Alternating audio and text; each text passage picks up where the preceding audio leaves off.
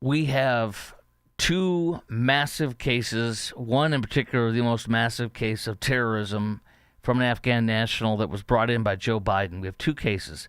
One's the huge one in Washington, D.C., where authorities allege a terrorist yelled Allahu Akbar. Now, also, by the way, that was our Attorney General Pam Bondi. She said over the weekend, my wife and I were driving to church listening to Maria Bartiromo's Sunday Morning Futures hosted by somebody else, and they had a soundbite of Pam Bondi. I should have pulled it for you.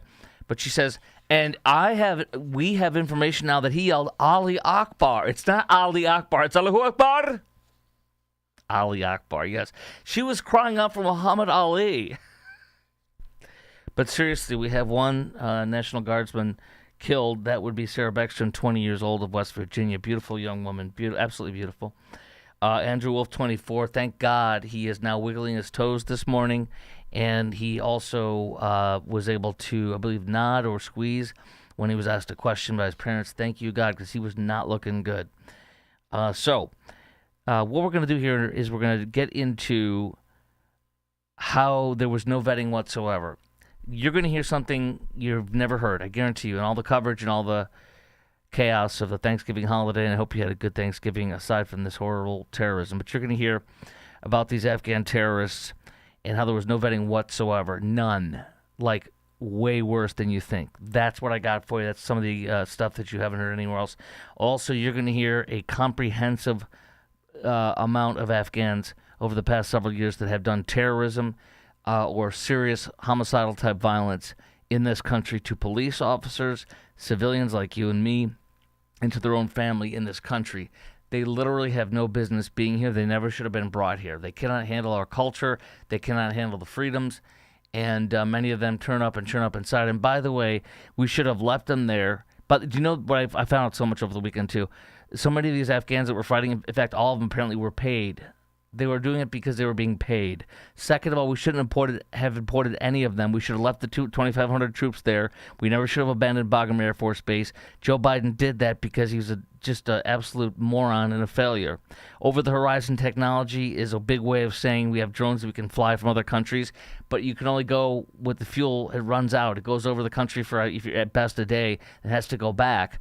Whereas if we had Bagram Air Force Base, we'd have a base that's really close to China, which is obviously our current enemy, no matter what anybody says. Number two, we could have a strike force of we could have 2,500 soldiers there, which is what Trump planned to do, which is exactly what we should do. We'd have the Air Force Base, state-of-the-art $1 billion Air Force Base throughout the Middle East and China, right there.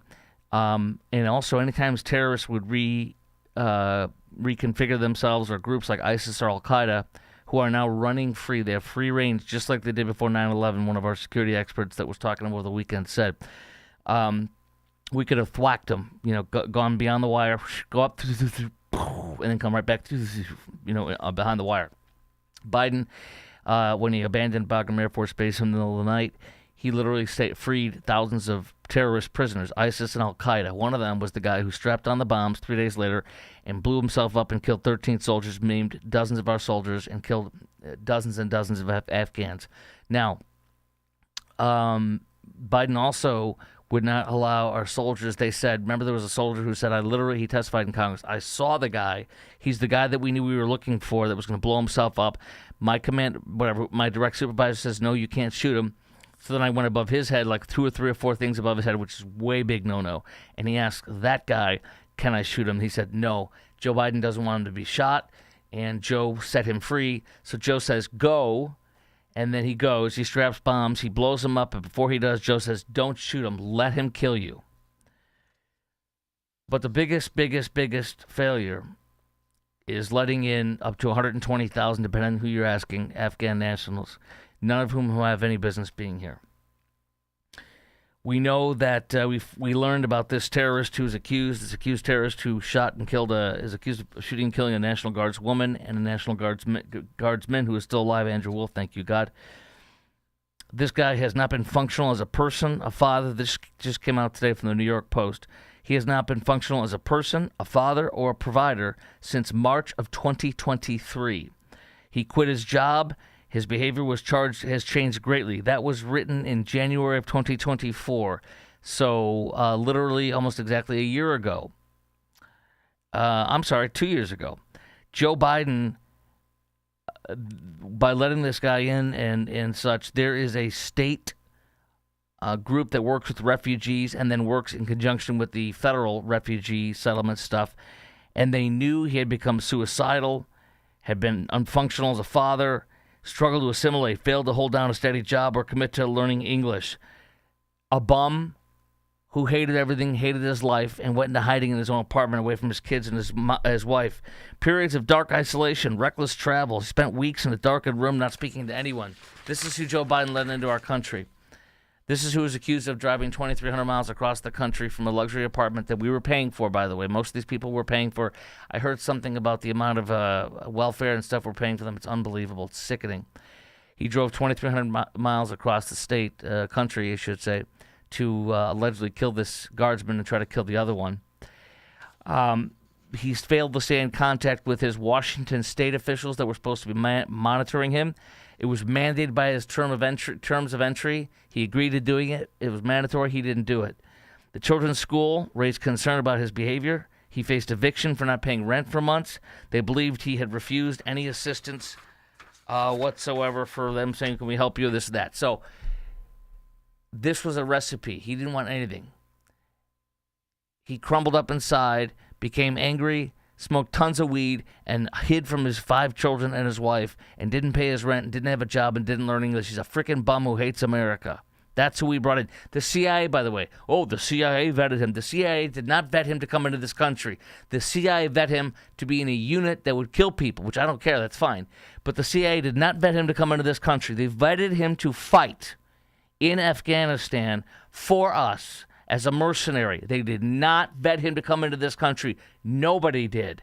When you find out, when I share what I got here with you, you're going to find out none of them were vetted. None. Then we had in Fort Worth, which is where I'm sitting in Dallas-Fort Worth Metroplex, Afghan national accused of Fort Worth bomb threat just days after the terror attack. He was charged with making terroristic threats Tuesday. He's part of the Operation Allies Welcome. Yes, come kill us. Yes. This case will affect everyone from refugees to asylum seekers. You're damn right it will, because we're going to flush a lot of people out of this country because of this, and we should. The community at large sees one immigrant acting horrible, blah, blah, blah. No, we see at least 4 off the top of my head, but I'm going to read you more. It's going to be very scary when I share that with you, unfortunately. So we have those 2 cases within days of each other on the Thanksgiving weekend. God help us. Then we have this from Fake News CNN. Their top chief law enforcement and intelligence analyst, John Miller, said this vetting process that they went through with these people was chaotic. Afghan records were spotty. Names were hard to document. People don't even know their damn, I put damn in there, damn days, birth dates. They don't even know their own birth dates. There's nothing to check. There's no documents. There's no system there. It's not a third world country. It's beyond a third world country. We're talking goat pests, goats, and boys being sold openly. The parents telling some of these warriors that I've been hearing about over the weekend, they've been telling these stories, openly saying, yeah, that's my son. He's going to be sold. We're going to sell him to sex slavery to men. It's just all sorts of wicked, vile things. And I know there are people there that love our soldiers when they were there and brought them into the house, give them the shirt off their back, feed them, and I know that. But they just don't belong here. They don't. Let me continue on. You'll hear more why. The background checks.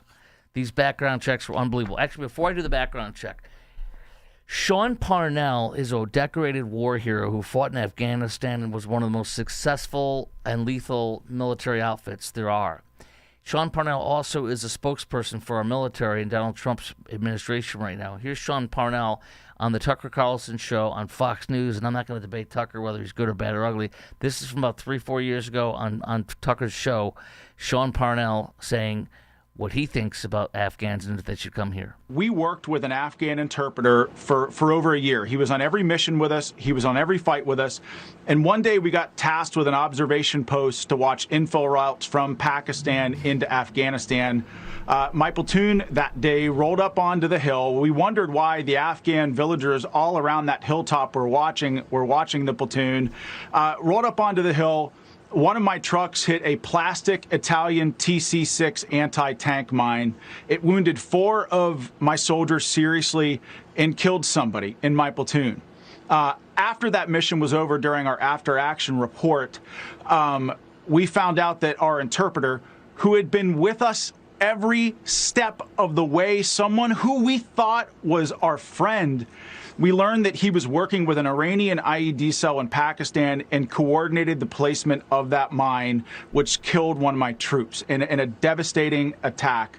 Tucker, just because just because an Afghan works with us and is friends with us does not actually mean they're safe to bring here. And this is precisely why we cannot bring 30,000 unvetted Afghan refugees to the United States of America. It's an irresponsible policy, and quite frankly, I can't believe we even have to have this conversation. American citizens have to have the priority. They have to be the priority. We're now also hearing that it appears as many as 120,000 total Afghanis have been brought into this country because of Joe Biden and his failure. None of them should have come here. There should have been nothing. Arm them, train them. Even, you know what? And I heard somebody else say, because we paid them all to fight, we could have kept paying them. Can you imagine how much more we would have saved if we just kept paying them to fight? Let's hear from a national security analyst on Fox News. Here's what she said about this. I'm reminded that in 2011, an Afghan Air Force colonel walked into an office at North Kabul Airport and blew up 8 U.S. Air Force service members and a contractor. That was an ally.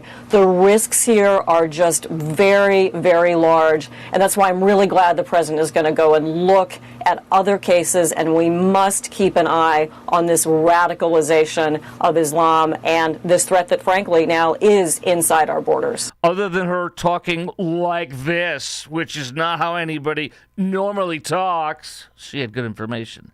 Jim Lawler, a Republican, is saying, oh, no. We can't send them back. We have to keep them here or else here. I want to stress, you cannot cast aspersions on every single person that came from Afghanistan, because there were a lot of people who did help us during that 20-year war. And you're right. And if they go back to Afghanistan, they're going to be killed. Okay, so we shouldn't send back 120,000 Afghanis that Joe Biden dumped on us. Because if we do, they'll get killed. So I see, so we should let them stay here and they can kill us. How does that make sense? Send them there, they get killed. Keep them here, we get killed. Now, look, I know that you're probably only going to look at about 5% to 3%. I don't know. But you don't know who's who, what's what. A lot of these folks, from what we're seeing and hearing, will not learn English, will not assimilate, and will stay on our freaking dole and our dime. This family of 5 that he left behind, these 5 kids and his wife, pray to God these kids don't grow up to be Islamists to blow us up too. Pray to God they don't go bitter, they get better. That's Jim Law, a Republican, and he's wrong.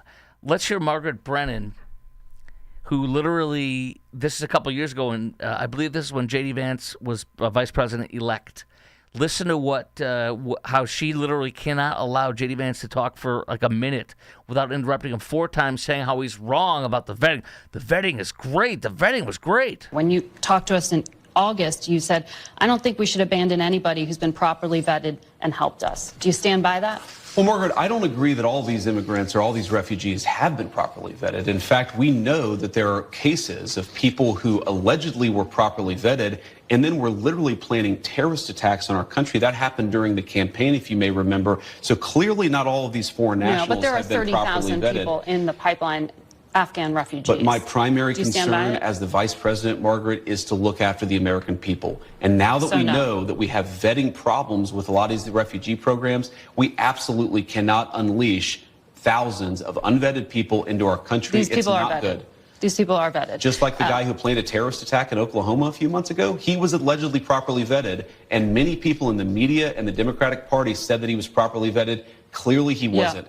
I don't want my children to share a neighborhood with people who are not properly vetted. And because I don't want it for my kids, I'm not going to force any other American citizens' kids to do that either. No, and that was a very particular case. It wasn't clear if he was radicalized when he got here or while he was living here. I don't really care, Margaret. I don't want that person in my country, and I think most Americans agree with me.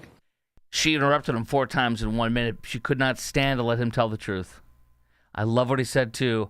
I don't want my kids and these people to be my neighborhoods around my kids, and I wouldn't want them in anybody else's. And I don't care where he was radicalized. I love how he's radicalized here. Oh, so it's our fault. No. Okay, and if he's radicalized here, why should we let them come here so they can be radicalized and then kill us?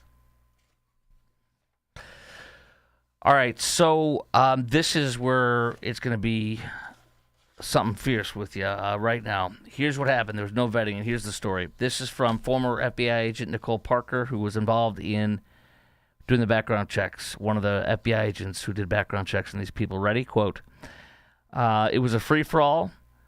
The screeners raised security concerns that were overridden by Joe Biden's State Department. Anything they said, like, you can't do this, or this is bad, this is not going to work, we're not doing it, shut down by Biden's State Department. Here we go. August 2022, Josh Hawley, senator, revealed a whistleblower said 324 individuals had entered our country with derogatory information from Afghanistan. In 2022 report by the Department of Homeland Security's Office of Inspector General separately found the department failed to properly vet Afghan evacuees during entering the U.S., creating a potential national security risk. FBI agents worked with the Department of Defense contractors in foreign countries to screen Afghans. So before they came here, they had them go to what were called lily pads, temporary for 1 or 2 days, sometimes a week or two, in these different countries, called lily pads, because they were just temporarily staying there and getting vetted, quote unquote. Here we go.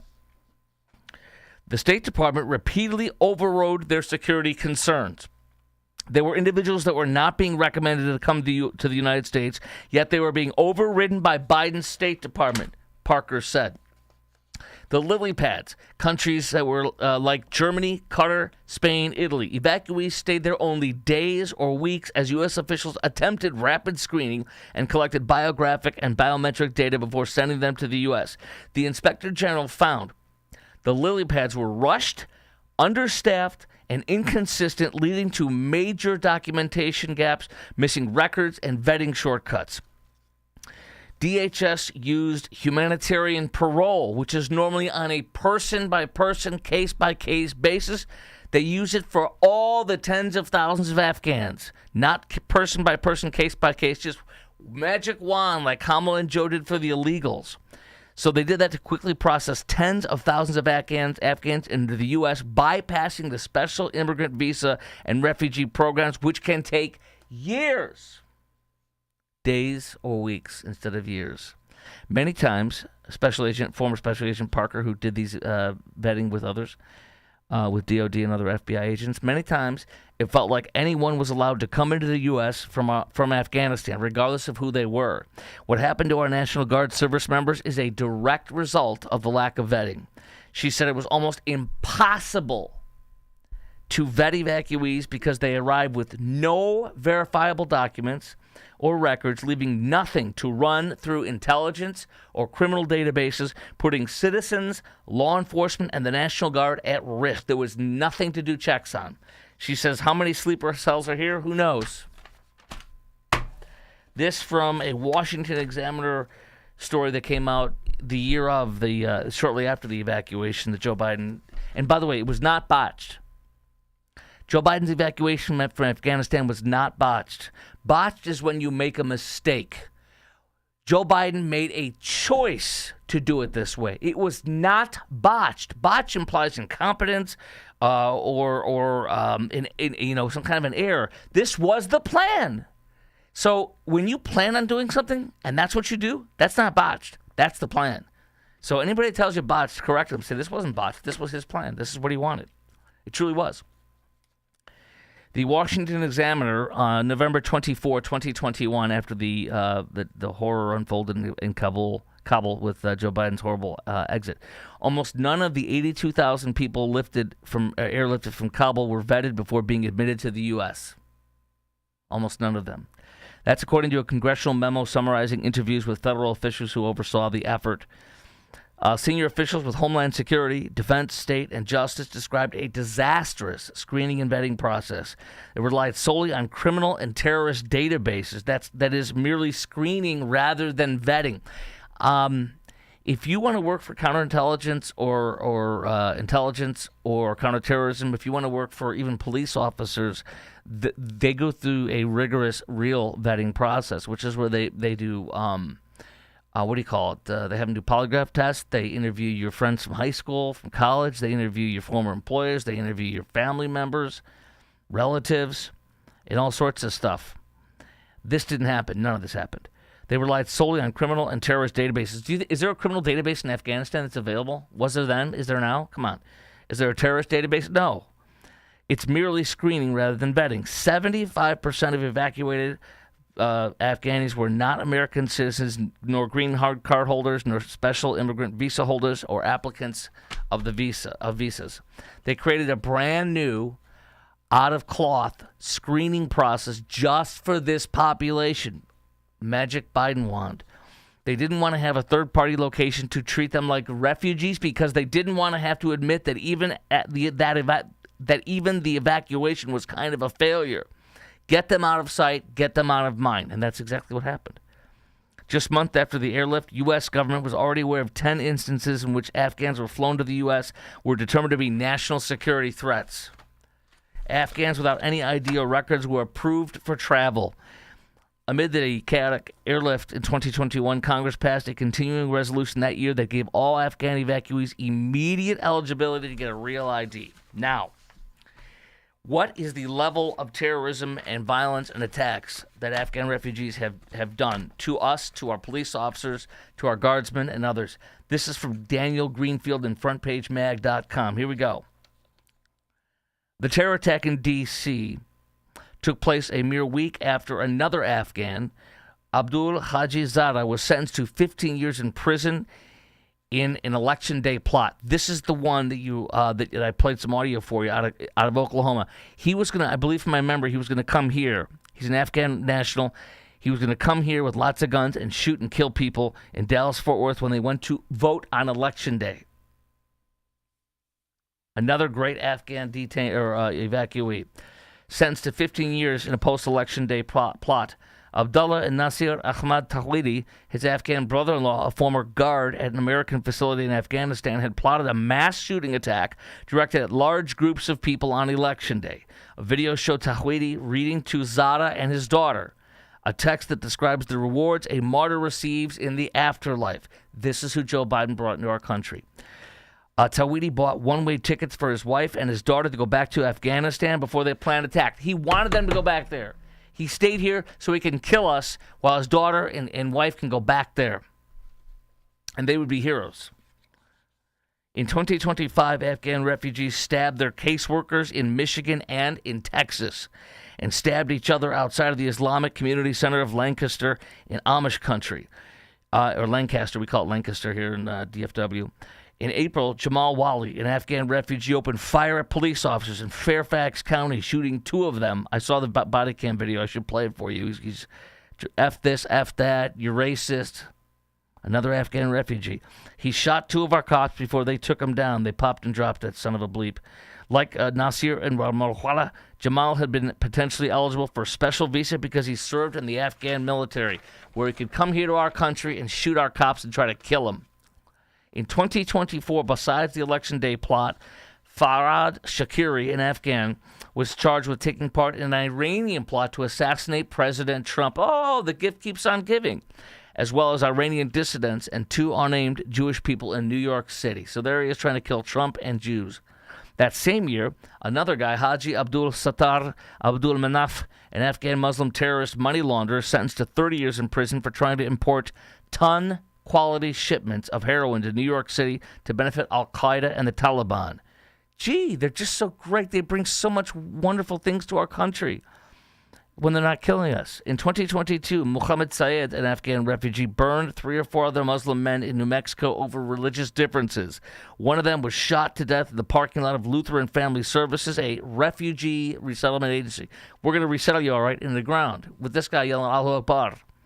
Since arriving in America in 2016, Muhammad had, along with his wife and son, been accused of assaulting his daughter's boyfriend, grabbing his wife by the hair, throwing her out of the car, attacking her at a human services office, and pulling out a large chunk of her hair from her scalp. His son called police, claiming he had been beating his mother while he and his sister tried to hold him back. The beating left the younger Syed covered in blood when police stopped him in 2020. Muhammad appeared to only speak Pashto, except for the term MFer. This is the blessings of the Afghan people brought into this country. In 2016, Ahmad Khan Ramini, an Afghan whose father, Muhammad, had come here as a refugee, planted bombs with shrapnel across New York and Jersey, including a Manhattan neighborhood not far from Ground Zero. 31 New Yorkers were injured in the Afghans' attacks, and the church was seriously damaged. The Afghan Muslim terrorist managed to injure 2 more police officers before he was taken down. Before that, we have Afghans Najibul Zazi and Zareen Ahmadizadeh plotted to bomb the New York City subway on behalf of Al-Qaeda. It just goes on and on. But, no, there's a deep one. Because you've been lied to. You've been lied to about the Pulse shooting, nightclub shooting, the gay nightclub in Orlando. I have a friend who went to that club regularly, a gay guy, who I work with him. He works in my industry, and he's a good friend. And that could have easily have been him, is what he told me once. Listen to this. All that pales in comparison to the deadliest Afghan Muslim terrorist attack that occurred when Omar Mateen, a second-generation Afghan immigrant, opened fire at the Pulse nightclub in Orlando, killing 49 people, wounding 58, calling himself an Islamic soldier. The media and the left falsely report him as some kind of a Trump supporter or a Republican or a right-leaning guy. No, he Googled gay club. He wanted to attack it. He was going to attack, I can't remember what he was originally going to attack, but he changed his mind on the day of and Googled gay club and went right to the Pulse nightclub and shot and killed all those people. It's just horrifying and sickening and satanic. That's what radical Islam is. Not counting the Afghan supportive role in 9/11, Afghan Muslims in America have killed 56 people and wounded another 92 people, and those were only the attacks that succeeded. Last but not least, the left and the media want to blame President Trump for deploying our soldiers on the streets of D.C. Their logic is quite simple. Troops should be hidden. We should never see our National Guardsmen, ever. Hide them. If they're out and about in uniform, then they're a target. So they should hide. And when they do their, I've found members who have been guard or are guard, when they do their drills, they have a monthly drill for a weekend, and then they have 2 weeks out of the year they do, training. When they do that, they shouldn't wear their uniforms ever unless they're on the base. Hide. Now, the problem of this, I was listening to a former Marine, Joey Jones, who's a Fox News host and such, and he was enraged at this. He literally said that, for example, Camp Pendleton in California, different places, there's Marines in uniform all over the place, standing there, or they're out in front of the base, standing there watching guard or whatever, hanging out. I don't remember how, and right across the street are bars and stuff like that, looking at each other in this net. So they've never been shot. There's never been an attack. Basically, it's a bald-faced lie, and it's a sick way of thinking that our troops should hide. Why? Oh, because we let in 120,000 Afghans. Our troops should hide because we let in 120,000 people that can't handle looking at one of our troops. If you can't handle looking at one of our troops, you shouldn't be here in the first place. Now, this is from The Atlantic. A terrible and avoidable tragedy in D.C. Trump was warned that members of the military could be attacked. Hide the troops. Hide. Don't let anybody see them. We should be cowards. We should hide. Let's hear some of the Democrats and their ilk and the media blame Trump, saying the troops should be hidden. Here is the far leftist Congresswoman Debbie Wasserman Schultz. Would an individual have flown across the country to target law enforcement officers in Washington, D.C.? And the answer is likely no. So why wasn't the president's first thought wow, maybe I should reconsider deploying military troops in the nation's capital or in any city, particularly not when they haven't coordinated closely with the leadership of these cities. They have, at least with D.C., but anyways, hide the troops. Debbie Wasserman Schultz wants us to hide our troops. We should, especially in America, hide. What are you doing? Get if one of my loved ones or my friends is out in uniform, what are you doing? Hide! You're going to get killed. There could be Afghans around here. It'd be your fault. Take that uniform off. Hide. Okay, let's hear fake news CNN contributor Dante Mills, who also says hide the troops. Well, I think the president is going to, and his administration is going to use this incident to further their cause of having these guardsmen on the street. The issue that we have is if you add 500 people to this equation, or 500 soldiers, it wouldn't have stopped what happened today. He walked up on soldiers and opened fire. It would have just been more targets there. These people are there. Their assignment is high visibility patrol. More targets. You're a target. Anyone in America in uniform is a target, which is why we should hide them. Hide the targets. So people know where they are. They're uniformed, so people know what they look like. They do at Camp Pendleton. They do at the U.S. Naval Base. You got there's Navy bases all over the country, Norfolk, you name it. In Great Lakes Naval Base in Chicago, where I'm originally from, they should hide. They should not wear the uniforms. And if they want to approach them or harm them, they're in harm's way. So why add to that and put more people in harm's way? I mean, troops aren't supposed to go in harm's way, are they? Troops aren't supposed to protect us, are they? When it wouldn't have changed the outcome in this particular matter. So literally, we should hide our troops, hide the troops. Here's one last one from a guy that's, I guess, from his own country, but he's a Hill columnist. Columnist for The Hill. Here he is saying, hide the troops. It's Trump's fault that they got shot. Hi, I'm Niall Stanage, the White House columnist for The Hill. I'm actually in Harlem today, but I hear news from Washington that 2 members of the National Guard have been shot, and I'm pretty mad about that. Now, to be clear, nobody should be shot, and the main responsibility lies with whoever is doing the shooting. It is also true that militarized policing is almost always a disaster. It is also true that the National Guard should not be on the streets of Washington, D.C., where there's no need for them to be. And there's no need for them. It's not like homicides and carjacking, all that stuff. No. The issue is they're being used as political pawns, and what always happens there, unfortunately, we'll see what the motives were if they ever shot these people, but the problem is always that it is the foot soldiers who end up paying the price for political stupidity. I don't think it's political stupidity to put our guardsmen out to help us. Do you know how many presidents have done that? How many past presidents have done that? An insane amount have done that. Do you know how many times the Insurrection Act has been invoked? You would not believe the amount of presidents. I heard a long list. Mark Levin did it over the weekend on one of his segments on his TV show on Fox. The amount of presidents and the amount of times the Insurrection Act has been invoked, etc. A lot. A heck of a lot. So, no, we're not going to hide our troops. And yes, we have a very serious problem. And no, you truly cannot vet these Afghans. You can't. It's the country they're from.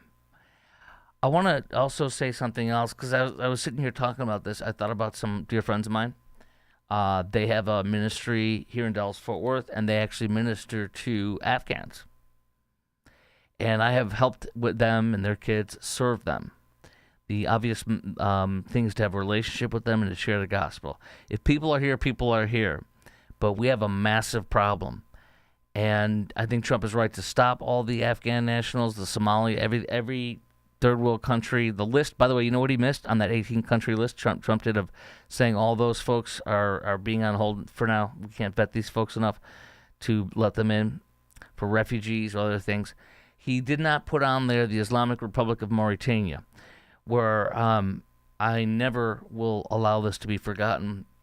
One of Joe and Kamala's illegals that Mayor Brandon Johnson and Governor Pritzker welcomed into Chicago, and Joe and Kamala welcomed into our country, an illegal from the Islamic Republic of Mauritania saw a Jew with a yarmulke, a skull cap, his kippah on, walking to worship God on a Saturday and shot and killed him in the streets of Chicago because he's a radical Islamist and the Jew was a Jew. So that country is a very pro-terrorist or terrorist-friendly area. So that should be on that list too. It wasn't. We got a huge problem, and I do think that if we can't vet Afghanis properly, they got to go. They just have to go. And you know what? Joe Biden put us in this position. I don't know what else to say. I don't know how else to check them. We got a real massive problem, and it's because Joe did the same thing with the illegal invasion. Just let them flood in here. Just let them flood in here. We'll cover up, hide them. Who cares? Stamp, let them in. Stamp, let them in. Stamp, let them in. That's